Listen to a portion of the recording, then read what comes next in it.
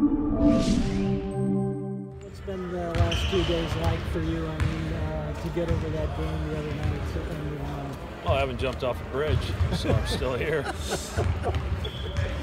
Our puppy got neutered Wednesday, and he had a better day than I did. But I'm okay now. Does it help to have a team like Villanova, you think, for these guys? Just to, I mean, they're usually pretty resilient anyway, but you catch their attention pretty easy. Young people get over stuff a lot faster than us older folks do. They're fine, and I'm sure they're anxious to get back to the practice floor.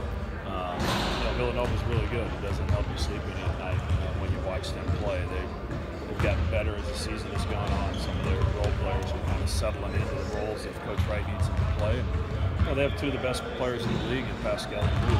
So anytime you have those two on the team, I think you could take three of us and put them with them. They're going to be a pretty good team. What have you learned? What have you learned over your coaching career about how to deal with something like that? Now, I know it's not something specifically you've seen that before, but like how to deal with a loss where you felt like you did everything, you put everything out on the floor and felt like you earned a win and didn't happen. Well, I mean, you try to learn from that, obviously, and there's a lot of little mistakes that go into that. But there's also a lot of things that were executed really well to put us in the position to win that game. But once it's over, you have to try to deal with the what is rather than the what if. I mean, you can knock yourself out thinking about what ifs. So you've got to turn the page and deal with reality as quickly as you can. When you do that, when it's a fluky play like that, do you go and say, hey, next day, let's work on something to get it out of your heads, or do you just move on? How do you handle it? I'm not even showing the guys any of it. I've watched it, and we'll continue to work on things, but they don't need to be reminded of what happened. They need to turn it forward to go.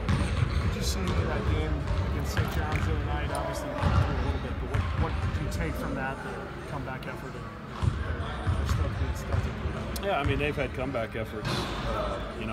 They were behind DePaul most of the game and came back and won on their home floor. DePaul's much improved, but I've said it before. You have to beat Villanova. The way they play, the way they spread you out, the way they control the basketball. Sometimes one guy the entire possession, whether he's backing you down or looking at an ISO where it's a post up.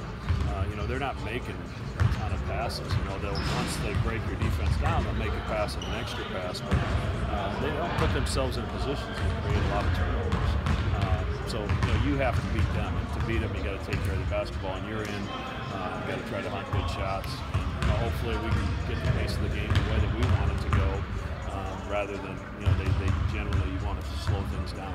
This question is kind of twofold, but how did you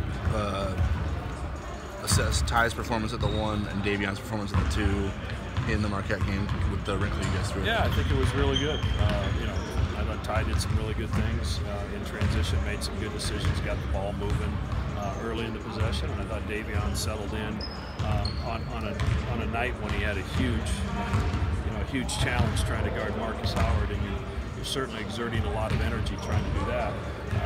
For him to settle in and play as well as he did offensively, he scores 21 points, 2 assists, no turnovers. Those are really good numbers. So, it's something we're going to continue to evaluate, but I think we're going to use that lineup some again. With Marcus, I guess with Davion's effort and Marcus Howard's results, like, what's your message to a guy that's trying to step into that role, and he has a guy who goes off like that, but he feels like the effort is there to prevent it? Like, how do you tell him you just got to live with that sometimes? Yeah, I met with him this morning and talked to him about, as you move into this role, it's important. You go back and look at all the shots that he took, made and missed, while you were guarding him. And to his credit, he'd already done that. And now he's got to, get on synergy, watch a bunch of Phil Booth, whoever he's going to guard next. Watch his tendency, watch his shots. He's not blessed with the length that Kyrie had. So from a mental standpoint, he's going to have to try to use his brain to be in the right spot and really be thinking a step ahead of the guy he's guarding. I think he can do it. We'll put him in a tough spot. But I think he's the best guy for our team at this point in time. Watching him, when Howard would hit, you can see it on his face, the frustration that he had, which to me signals that he is really sort of buying into this, that he's taking a lot of pride in trying to be that. I don't think there's any question Davion is taking a tremendous amount of pride in the role that we're asking him to play. And, to the team's credit, that can be very, very deflating when guys hit shots like that, difficult shots. And it can impact what you do on the offensive end of the floor. To our guys' credit, we didn't get in a situation where he's hit a tough shot and we go take a tough shot. We made sure the basketball moved and we got the shot we wanted rather than the shot they wanted us to take. And that's a credit to our guys' maturity. What's gotten lost in the fiasco of the ending is how well our guys played for 40 minutes. We played great basketball. Even when we got punched early in overtime, we got it back to a one-possession game and at least gave ourselves an opportunity. Two more. Did you remind the players that? Yeah, we'll talk about it today. They were off yesterday, and they needed a day off just to get away, and I didn't really want them in the gym yesterday. So, but we'll talk about it today. They need to understand that was one of our most complete games of the year. We had a guy that had an incredible game, unlike any that I've ever seen, and I've been part of some guys having some pretty big games. But Marcus Howard was incredible, and sometimes you got to tip your hat to him. What's your too when you have two real games and then two teams like Marquette and Villanova start the league? How important is it just to get through this stretch and feel like you still have some things at 2-2? Yeah, well, we got to get to 2-2 first. And I said it early in the year. Like this year, we have to continue to think about progress. We've got this group together for the long haul. Results are important. Obviously, I'm more disappointed than anybody we didn't try to win that game, way to win that game against Marquette. But we have to make sure we continue to improve. We're a much better team today than we were a month ago. It's my job as a coach and our coaching staff to make sure a month from now, in the first week of February, we're a better team than we are today. I hope with that improvement comes more wins, but I'm also not going to get lost in that. We have to continue to strive to get better. And to these guys' credit, they've been able to do it. Well, I talked to Father Shanahan and told him to spread the word around Omaha. We need some drive-through masses on Sunday morning. We got to get people in and out of there and in their seats by 10:30 or so and get ready to go. It's the Villanova games have always been an incredible environment. We haven't hosted many on a Sunday morning, but I think our fans are up for the challenge. And given what happened on Wednesday night, sometimes you need your fans a little bit more than other times, and this is a time that this group of guys really needs a house full of support on Sunday. For you guys at home, what's the excitement level knowing what's coming in here with the national? We're super excited. They've won 2 out of the last 3 national championships. It's a good opportunity to kind of bounce back from a really tough loss and prove that we can still do it. How has the mentality been for you guys? What's been the feel at practice after a loss that it's got to be really hard to swallow for you guys? Well, the thing is, we played a really good game. We know we can do it. It's a few silly mistakes. It's not just the end. There's a few mistakes we could have cleaned up along the whole game. So we're in a good space. We've learned from it. We know what we can do, and I think we've proven to ourselves that we can compete against those teams. What were some of the biggest positives you were able to take away from that game? The fact that we're right up there with the number 20 team in the country, and I think we can compete with anyone in those top leagues. So it's everyone to do positive. How has Coach Mack been? He was a little deflated, obviously, frustrated with himself a little bit. How's he been, I guess, the last couple of days? We'd always be frustrated, to give one like that away. But he's been good. He's been positive. He said, it's another opportunity for us this weekend to prove that we can play with these teams. So he's been excited. What are your thoughts about Villanova? They're a good team. They won the last 2 out of 3 national championships, so it's going to be a good game for us. And I'm excited to go out there and compete against them. What concerns you the most about it? What concerns me the most? I don't know if I've got any concerns, but I think we just got to make sure we go out and do what we did last game. And I think if we take care of business like that, the game will take care of itself. Sam, how's it been adjusting to sort of the routine of playing a game, taking 2 days off, or using 2 days to prepare for another game? This sort of the grind of a lot of games, I imagine. How's a freshman sort of?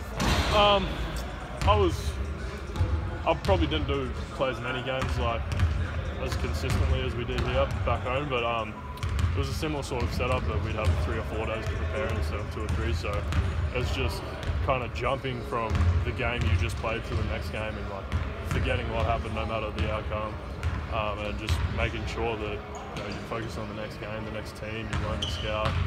That's probably been the biggest adjustment. Learning to scout. Yeah. How have you felt just about this first go around for you, starting out with conference play obviously now, but how have you felt about your performance and what have you noticed about yourself so far? I think I'm getting better. It's slowing down for me a bit. I thought it was going to be easier than it was. It's taken a lot more adjusting than what I was expecting, but it's slowing down a bit for me now. Hopefully I can put up like more consistent minutes and put up have a better efficiency while I'm out there. So, yeah. Do you feel, with Jacob out, obviously there's minutes for you guys, an opportunity. How do you embrace that, I guess, as a young guy that's kind of thrown into a bigger role? I think I try and not think about it too much, as like not get in my own head, which I think has been a bit of my problem. I just try and embrace it for what it is. Like, I've got to do it. Like, I can't think about it too much. Mentality of this team after that loss the other night. Have you gotten over it? Have you moved on, or what are your thoughts? Yeah, I mean, it was definitely tough to swallow. I didn't sleep very well that night. But I mean, our mentality right now is to move forward and focus on Villanova. Just turn the page.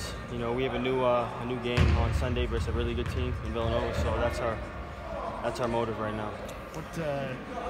Did you practice anything for those situations afterwards, just to get it out of your heads, or do you just kind of move forward from it and say, all right, let's just move on and leave that in the past? I mean, we did have a walkthrough after our lift this morning. I mean, it was kind of like a similar scenario. But so yeah, I mean, we definitely just working towards just moving forward, focusing on Villanova. What are some positives you can take away from that game against Marquette? I mean, I thought we were a lot better versus Butler. Coach, was stressing that. I thought we put ourselves in a good position to win the game, and we lost. But I mean, it is what it is. We move forward and get it going versus Villanova. You've got a chance to play a team that's won national championships the last few years. How big an opportunity is this for Creighton on Sunday? Yeah, I mean, it's a huge opportunity for us. It's a chance for us to get on the right page. Get 2-2 in our league. Versus a really good team in Villanova. Defending national championship, a home court. So there's nothing more we can ask for. When you think about some of the matchups in Villanova, obviously you weren't part of that win last year. Have you heard the guys talk about the atmosphere and what that was like, and what you expect this, the home atmosphere to be like for you this weekend? Yeah, I mean, I've played in front of a big crowd. Gonzaga was a big crowd. I mean, every home game is really loud. So, I mean, I won't say I won't be aware of it, but they told me it's a really big game for us, and it's a must win. What are your thoughts about Villanova, and what do they do well, and what do you do to defend against them? I mean, Villanova is a really sound team. They're really smart on offense. They have really good principles. They're really fundamental. So I mean, for us, it's just to be us, and then try and emulate their stuff in practice these next 2 days, and then just do our best to win the game. Marcus, win or lose, you're always supposed to forget about the game. Is that easier said than done at this level? I wonder how that experience is I mean, this year. I mean, for me, it's the saying. I hate losing more than I like winning. That's just how I am. I'm really competitive, and I feel like our whole team and our coaching staff is really competitive.